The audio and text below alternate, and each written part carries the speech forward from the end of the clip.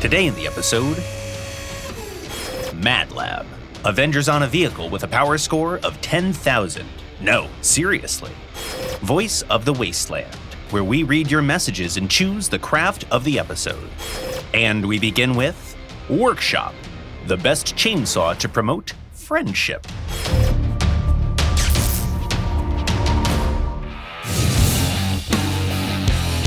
Survivors were always fond of melee weapons. They don't need much energy or ammo packs. Heck, they don't need ammo at all.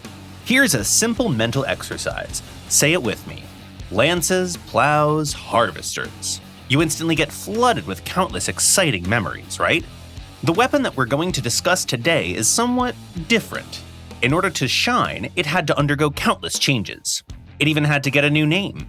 It's not some Druzhba chainsaw anymore. Here comes the Mauler. Does it maul though? Yeah, it does. This weapon hits really damn hard. It can take quite a lot of punishment, and most importantly, it has a great perk. All of that allows the Mauler to instantly chew through the thickest of armors. Let's watch it in action, but first we have to build a good vehicle for it. We'll start with the chassis. We need something sturdy and flat. Small tracks will do. Then let's pick a cabin. Our cab should make it easier for us to ambush enemies, so let's go for the one that buffs invisibility. Then we get a generator, because we won't have enough energy otherwise, a chameleon, a fast engine, and finally, 4 maulers combined into a drill of sorts. With a weapon like that, we're going to pierce the heavens. Naturally, we need to paint it, put some stickers on it. Perfect. We're ready. For us, the most important thing in battle is finding a good angle of attack. If we miss even by a few centimeters, we won't get any damage in and might get stuck in the enemy vehicle, or, mentor forbid, in some bushes or trees. If we're doing everything right though, oof, our saw drill will eat through anything in seconds. You have to be clever. Wait for a good moment, attack from the side or even from the rear.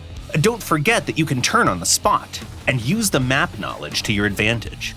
Yeah, we don't have a radar, but a car like this doesn't really need one. We're the one everyone should be watching out for, not vice versa. One more thing.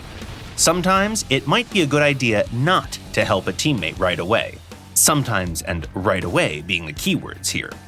We're talking about a scenario when enemies think that they can go ham on a defenseless vehicle. In this situation, they often go all in without any regard for their surroundings. And that's when you can sweep in and show them what true Druzhba is. And now, a short commercial break. A new song by Psycho Pete featuring Otigon, Syndicate are our best mates. Shoot 'em, shoot 'em, shoot 'em now. Now on audio tapes.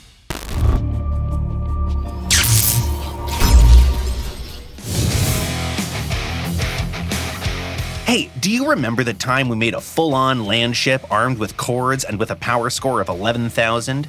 It was ridiculous, but a lot of fun. So today we return to this cursed idea with yet another white rarity weapon, the Avenger 57mm. Right from the get-go, it doesn't seem like this gun can be of any use in high PS battles. Low damage, low durability. No, seriously, at this level, even some machine guns have more HP. Take the Aspect, for example. But when you climb the rarity ladder, it's not just damage numbers that go up. You also get significantly slower reload times, which means that we, in theory, can be quite devastating with Avengers. Not because our shots hit hard, but because we can overwhelm the opposition with a never-ending hail of shells. Well, that's what we tell ourselves at least. Let's test it out. We make a vehicle with both an Avenger and a Typhoon, then fire at the same time. Look at the indicators. Do you see? While the Typhoon is still in the middle of a reload, our white rarity boy shoots again, and is almost ready to shoot by the time the Typhoon fires again. Not bad. Pretty promising, actually. It's time to build, with as many fancy new parts as possible, obviously. First of all, let's use Omni. They're a good pick if you don't want to use hovers. For the cab, we say, the Beholder, so that we have at least a fighting chance to strike first. Then, naturally, we simply have to go with the classic aspiring cannoneer toolkit. The Colossus, big guns, and lots of ammo. What's the use of having even the best fire rate in the world if you're out of shells, right? Finally, we get a matching co-driver, Stone Death. He won't save us, but it'll certainly be a bit easier with him. Let's go. So how do we fare in battle? At this level, it's pretty much all about making your vehicle as meta as possible, and we don't really fit that description for some reason. So the only way for us is to support our teammates and follow them, very carefully and cautiously. It's worth noting that even with wheels, our vehicular vengeance is not particularly fast, and we shoot, we shoot, we shoot without ever stopping. That's what we do best, after all. Have no cannons left? No problem. We ram as any red-blooded survivor should. At the end of the day, the fire rate that we manage to achieve is actually pretty damn spectacular. But we still have to admit that we don't do enough damage to make a difference. This car is more about psychological harm, as it turns out. Some targets won't even notice that you're shooting at them. Our verdict? If you're looking for vengeance, this ain't it. If you want to do real damage, better get something with more punch, or rebuild the car to fit matches at lower PS. All in all, we can only recommend using Avengers at high power scores if you're a kind of survivor that likes to fight against overwhelming odds.